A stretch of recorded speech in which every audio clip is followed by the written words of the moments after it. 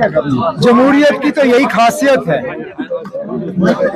हर किसी को इलेक्शन लड़ने की खुली छूट है। मैंने भी आज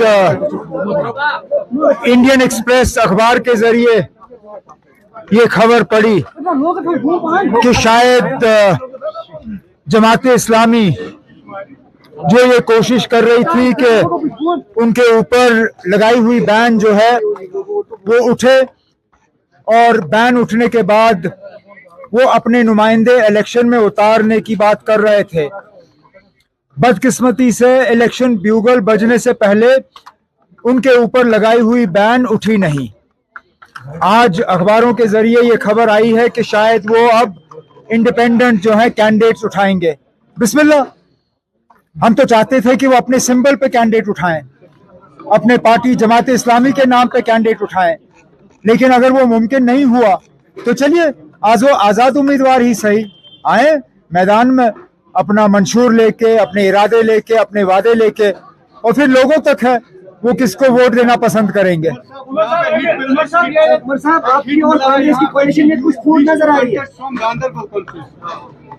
मैंने तकरीर में इसके बारे में बात की। मैं अभी इस पे और ज्यादा बात करना मैं नहीं पसंद करूंगा। तंजीम की तरफ से फैसला होगा, वो फैसला आप सुनेंगे। साहब ने बोला है कि जो आपकी है, किसने कहा? मैं दिल की गहराइयों से होम मिनिस्टर साहब का शुक्रगुजार हूं कि उन्होंने हमारे मैनिफेस्टो का जिक्र किया। नहीं तो कहाँ हम छोटे दर्जे की एक तंजीम इस मुल्क के एक दूर दराज कोने में इलेक्शन लड़ते हुए हमारा मंशूर हिंदुस्तान के होम मिनिस्टर को नजर आए, ये बहुत बड़ी बात है। मैं तो बहुत शुक्रगुजार हूं कि उन्होंने जब हमारे मंशूर का नोटिस लिया तो उन्होंने मजबूर किया उन लोगों को जो आज तक हमारा मंशूर पढ़ने के लिए तैयार नहीं थे, उन्होंने भी हमारा मंशूर पढ़ा।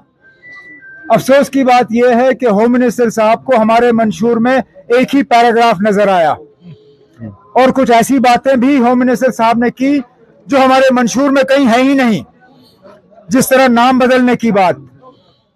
मैंने होम मिनिस्टर साहब के इस ट्वीट के बाद अपना मंशूर दोबारा पढ़ा कि कहीं वो बात मुझसे रह न गई हो, लेकिन वो बात हमने कहीं अपने मंशूर में की नहीं। लेकिन इसके बावजूद मैं होम मिनिस्टर साहब का शुक्रगुजार हूं कि उन्होंने हमारे मैनिफेस्टो को पढ़ा और उसका जिक्र किया। आपने कहा कि आपका जो मैनिफेस्टो है वो कॉपी पेस्ट किया गया है बाकी जो सियासी पार्टी के, तो फिर महबूबा मुफ्ती ने चैलेंज क्यों किया कि अगर ये हमारा मैनिफेस्टो